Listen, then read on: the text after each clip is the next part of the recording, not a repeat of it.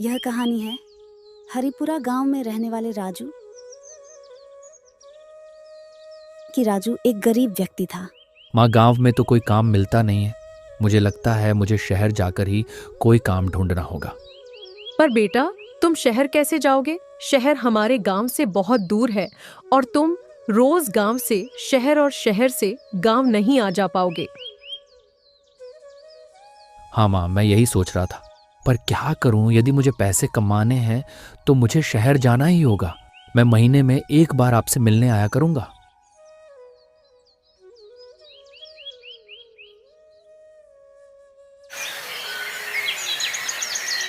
अगले दिन राजू शहर के लिए निकल जाता है।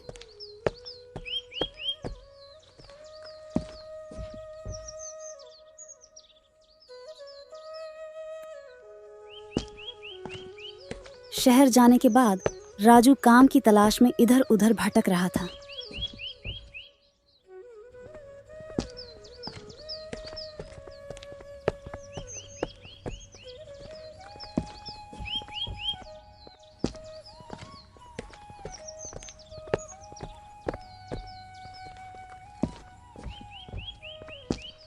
बहुत देर तक काम खोजने पर भी राजू को कोई काम नहीं मिलता है।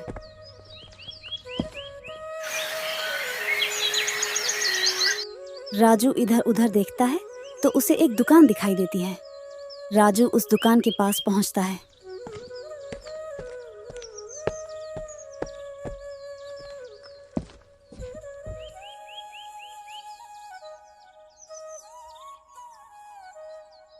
अरे भैया, गला सूख सा गया है, थोड़ा पानी मिलेगा पीने को? राजू पूरे दिन काम की तलाश कर रहा था। वह दुकानदार राजू को देखता है। उसे दुकानदार के बगल में ही पानी का मटका रखा हुआ था। अरे भाई जाओ यहाँ से, पता नहीं कहाँ कहाँ से उठकर चले आते हैं। तुम्हारे कपड़ों से कितने गंदी बदबू आ रही है, मेरी दुकान को भी गंदा कर दोगे। दूर हटो मेरी दुकान से।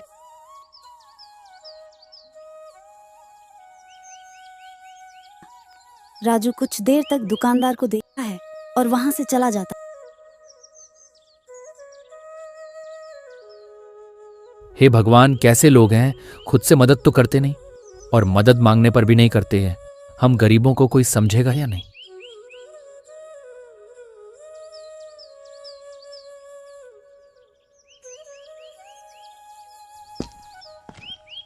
ऐसा कहकर राजू आगे चला जाता। आगे चलने पर राजू को एक कचरा इकट्ठा करने वाला गरीब दिखाई देता है।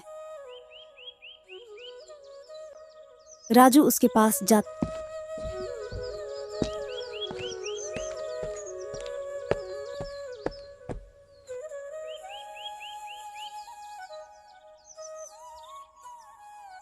अरे भाई, यहाँ आस पास पानी पीने को कहाँ मिलेगा? अरे भाई, यहाँ थोड़ी दूर चलकर ही पानी पीने को मिल जाएगा। क्या तुम इस शहर में नए आए हो? भाई, मैं इस शहर में काम की तलाश में आया हूँ। सुबह से काम ढूंढ रहा हूँ, पर अभी तक मुझे कोई काम नहीं मिला है। व्यक्ति हंसते हुए राजू को जवाब देता है। अरे भाई, मैं भी तुम्हारी तरह इस शहर में काम ढूंढने आया था, पर मुझे किसी ने काम नहीं दिया और अब मुझे अपना पेट पालने के लिए यह काम करना पड़ता है।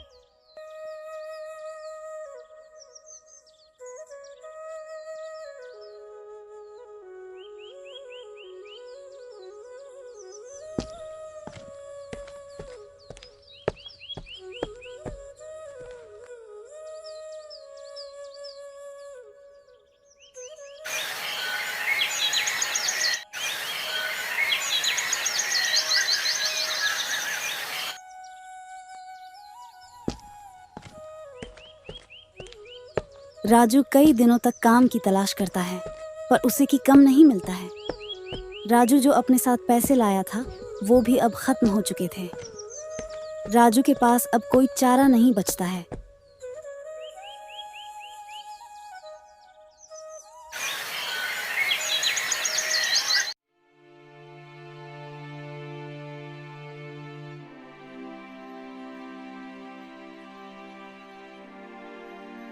लगता है वो व्यक्ति सही कह रहा था। शायद मुझे भी वही काम करना पड़ेगा। ऐसे तो मुझे कोई अपने काम पर नहीं रख रहा है।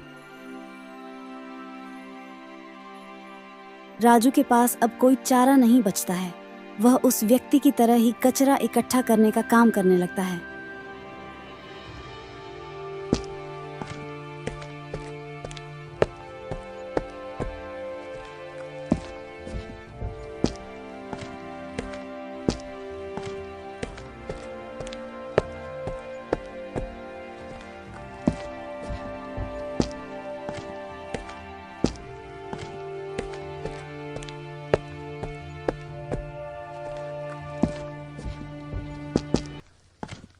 शाम होते होते ठंड भी बढ़ने लगती है।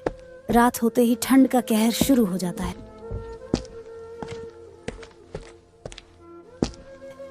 राजू फुटपाथ पर ही सो जाता है। थक हार कर राजू ठंड से कपकपाता हुआ ही फुटपाथ पर सो जाता है।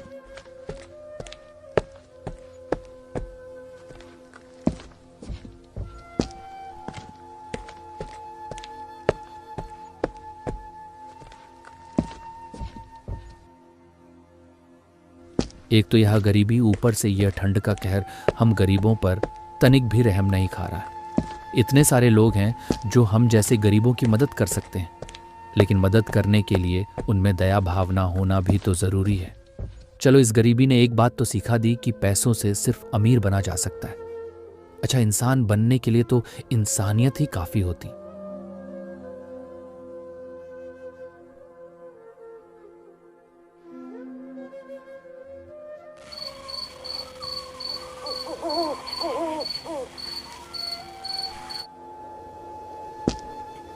राजू फुटपाथ पर ही सो जाता है। थक हार कर राजू ठंड से कपकपाता हुआ ही फुटपाथ पर सो जाता है।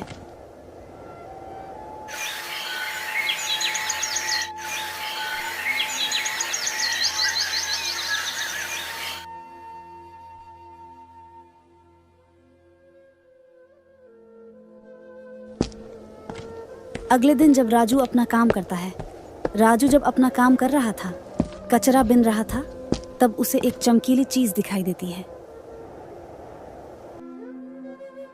राजू उसे चमकीली चीज को देखता है और उसके पास जाकर उसे अपने हाथों में उठा लेता है।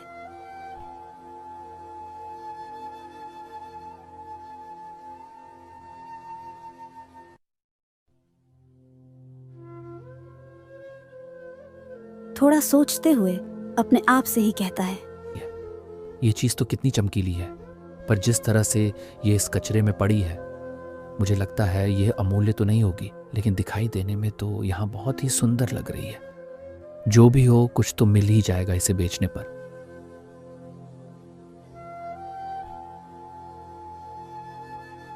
राजू उस चमकीली चीज को अपने कचरे के झोले में डालकर अपने साथ ले आता है।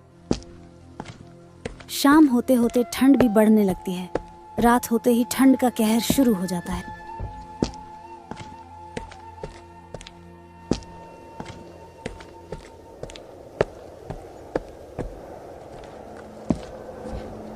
जब वह लौट रहा था, तब वहां देखा है कि फुटपाथ पर एक छोटा बच्चा सोया हुआ है, लेकिन ठंड के कहर से खुद को नहीं बचा पाता है और इस ठिठुरती हुई सर्दी में बिना कंबल के ही सोया हुआ है। राजू उस गरीब छोटे बच्चों को सर्दी में कपकपाते हुए देखकर खुद से कहता है, हे भगवान, इस गरीबी ने हमें तो छोड़ो, इन छोटे बच्चों को भी नहीं छोड़ा है। काश मेरे पास कंबल होता तो मैं इस छोटे बच्चों की मदद कर देता और इसे इस ठंड के कहर से बचा लेता, लेकिन मेरे पास भी कंबल नहीं है।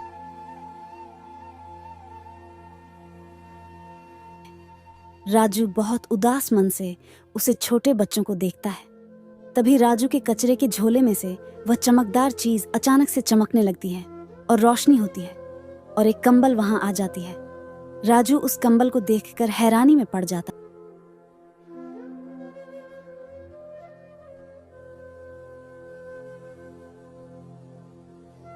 अरे ये कंबल अचानक से यहाँ कैसे आई? जो भी हो, इस छोटे बच्चों को इसकी ज्यादा जरूरत है। राजू उस कंबल को अपने हाथों में लेता है और उस देखता है राजू उस कंबल को ले जाकर उस छोटे बच्चों को ओढ़ा देता है।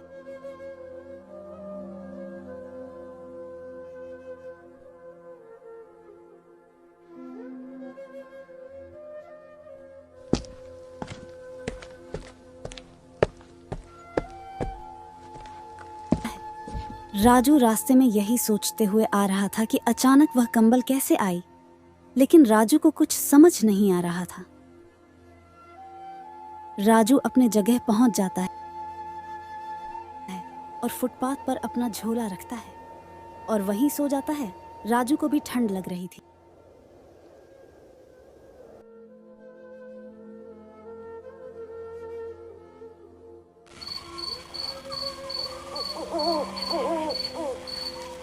अरे भगवान, ये ठंड कितनी ज्यादा बढ़ती जा रही है। काश मेरे पास भी ये कंबल होती तो मैं भी इस ठंड से बच जाता। राजू के इतना कहते ही राजू के झोले में रखे हुए उस चमकीले चीज में चमकदार रोशनी होती है और राजू के सामने एक कंबल आ जाती है।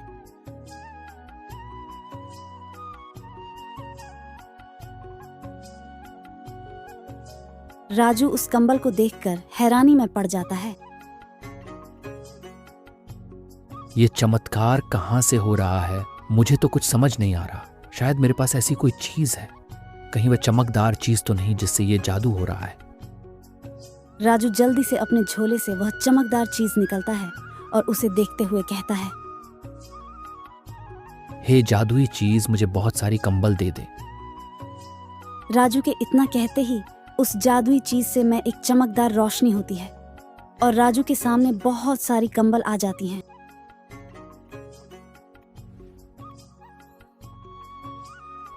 अरे ये तो जादुई चीज है। इससे तो मैं सबकी मदद कर सकूंगा। अब मैं जिस भी गरीब को देखूंगा इस जादुई चीज की मदद से उसकी सहायता कर दूंगा। भगवान आपका धन्यवाद जो आपने मुझे यह जादुई चीज दी। राजू अब उसे जादुई चीज से सभी गरीबों को सहायता करता और उन्हें इस ठंड के कहर से बचाता है। राजू उस कंबल को देखकर हैरानी में पड़ जाता है। ये चमत्कार कहाँ से हो रहा है? मुझे तो कुछ समझ नहीं आ रहा। शायद मेरे पास ऐसी कोई चीज है। कहीं वह चमकदार चीज तो नहीं जिससे ये जादू हो रहा है। राजू जल्दी से अपने झोले से वह चमकदार चीज निकलता है और उसे देखते हुए कहता है, हे जादुई चीज, मुझे बहुत सारी कंबल दे दे। राजू के इतना कहते ही उस जादुई चीज से में एक चमकदार रोशनी होती है और राजू के सामने बहुत सारी कंबल आ जाती हैं।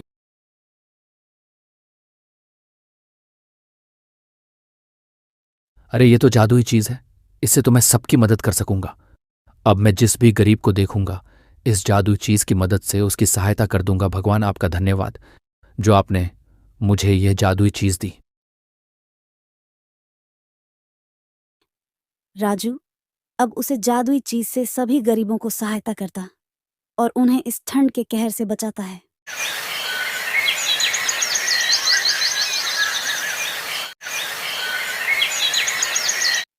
अब राजू वह जादुई चीज लेकर अपनी गांव अपनी माँ के पास लौट जाता है और अपनी माँ के साथ हंसी खुशी रहता है। दोस्तों, यदि आपके आसपास भी कोई गरीब है तो इस सर्दी में आप भी उसकी मदद जरूर करें और इस वीडियो को अधिक से अधिक शेयर करें।